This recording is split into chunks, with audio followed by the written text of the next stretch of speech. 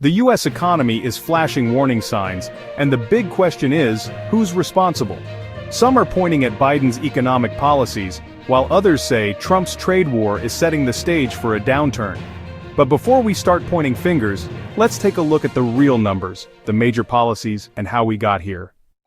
In early 2025, Trump reintroduced tariffs, 25% on imports from Mexico and Canada, and 10% on Chinese goods.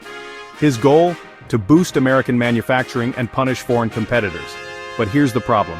Instead of protecting US businesses, these tariffs sent prices soaring for everyday consumers and triggered fears of retaliation from other countries.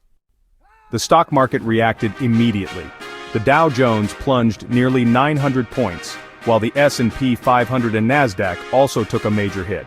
Companies that rely on international trade, like Tesla and Apple, saw their stock prices tumble, with Tesla dropping over 15% in a single day.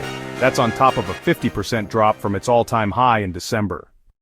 Meanwhile, inflation is still a problem. While Biden had managed to bring inflation down from its 2022 peak, prices for goods and services are still higher than they were pre-pandemic. The cost of borrowing money has gone up, making it harder for businesses to expand and for consumers to buy homes, cars, and other big purchases. Now, let's talk about jobs. Right now, unemployment is still relatively low, but economists are warning that a slowdown is coming. Companies are already cutting costs, with hiring freezes and layoffs in certain industries.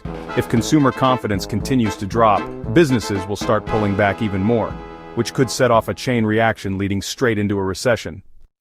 Some economists are calling this a Trumpcession, arguing that the new tariffs, combined with previous tax cuts and deregulation, are creating economic instability.